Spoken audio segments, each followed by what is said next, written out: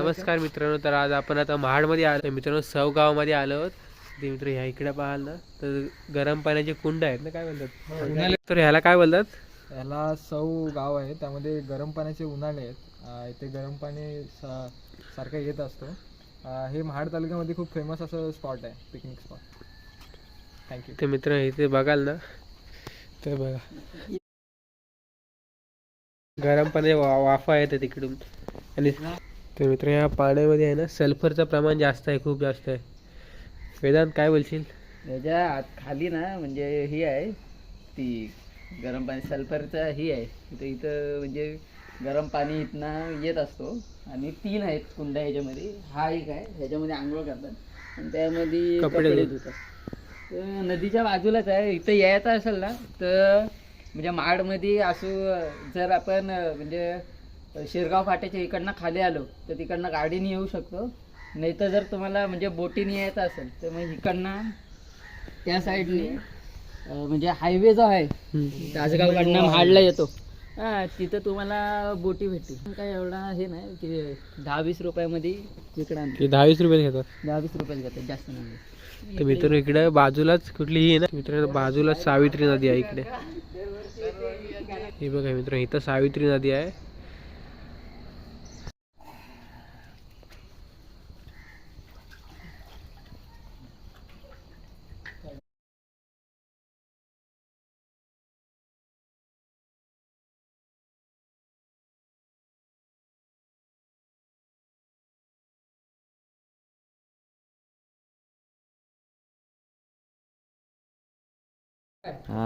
ऋतिक मेहतर यायचा मित्रांच्यात मजा करायला, गरम पाण्यामध्ये करायचं. बघत बसते विचित्र आवडत मुलगा, वेडा आहेस तू. हे एन्जॉय करायचं असतं. हे बघ सार्थक कुठून आलाय बघ, वेड्या. आणि संयम लाज वाटते का तुला? व्यस्त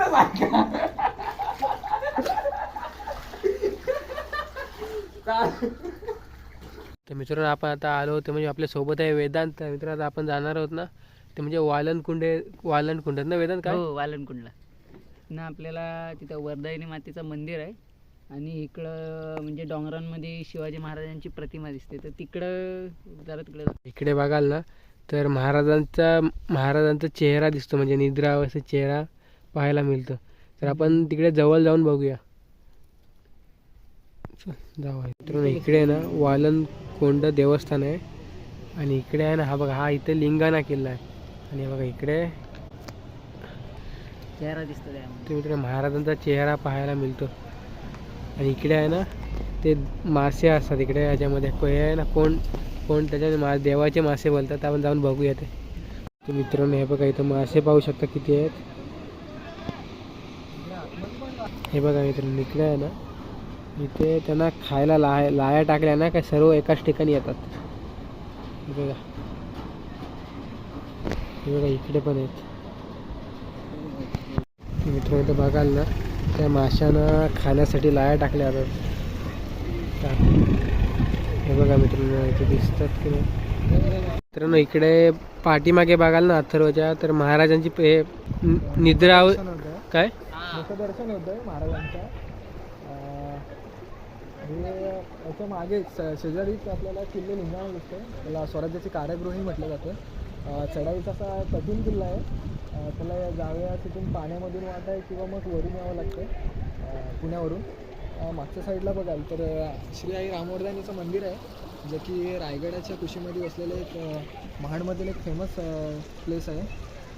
महाडमधील तसेच महाराष्ट्रातील सर्व भाविक इथे दर्शनासाठी येत असतात. आणि इथे एक वाळणकुंड आहे. तिथे सार्थकने तुम्हाला व्हिडिओमध्ये दाखवलंच असेल कसे मासे कशा प्रकारे तिथे खायला येतात आपण काही टाकलं ते. बस तर मित्रांनो हे बघाल ना ते रोहू मासे आहेत. म्हणजे जवळपास ना एक मासा आहे ना 2-2, 3-3 किलोचा मासा आहे. आपला नेक्स्ट लोकेशन आहे तर म्हणजे गांधारपाले लेणी. दरवेळेला ना रत्नागिरी असेल किंवा महाबळेश्वरला जाताना रोडवरून नक्कीच बघायचो. आज पहिल्यांदाच आलो आहे अथर्वच्या गावाला. मित्रांनो हे ना आपल्या इतिहासाच्या पुस्तकात नक्कीच बघितलं असेल. मी पण इतिहासाच्या पुस्तकामध्ये बघितलं होतं ही लेणी, पण ही आज प्रत्यक्ष पाहायला मिळाली. बघायला की जर मित्रांनो इथं बघायला अशा 8 रूम्स आहेत इकडे छोट्या छोट्या, आणि इकडे एक मोठा एक हॉलसारखं एक.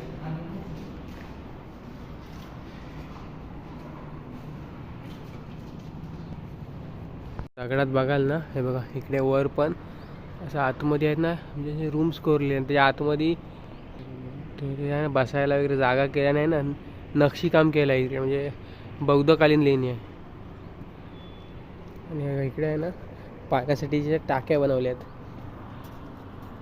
ह्या टाक्याचं असं महत्त्व आहे की हे इंटरकनेक्टेड आहे. वरच्या टाक्यात जे पाणी येतं ते ह्या टाक्यामध्ये येते आपोआप. बघू शकता तुम्ही.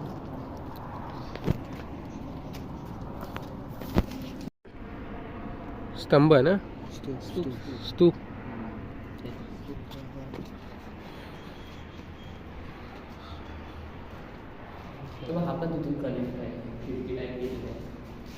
मित्रांनो हे बघा इकडे उंचावर आहे ना, ह्या साईडलाच मुंबई गोवा हायवे आहे, आणि हा गांधारपाले शिल्प आहे ना, तर आपण बघाल ना, तर मित्रांनो गांधारपाले शिल्प आहे ना, म्हणजे महाडमधलं एक ऐतिहासिक वारसा स्थळ आहे. आणि आपण बघाल ना 6वी का 7वीच्या पुस्तकात देखील याचा समावेश आहे. म्हणजे अर्धा पान का एक पान ह्याच्यावर माहिती आहे. एकदम वरच्या स्पॉटवर जिथे आहे ना गौतम बुद्धांची आहे ना अशी मूर्ती कोरलेली आहे, म्हणजे चारी साईडला 4 मूर्ती आहेत. हे बघा दगडांमध्ये ना अशा मूर्त्या कोरलेल्या आहेत 4 साईडला.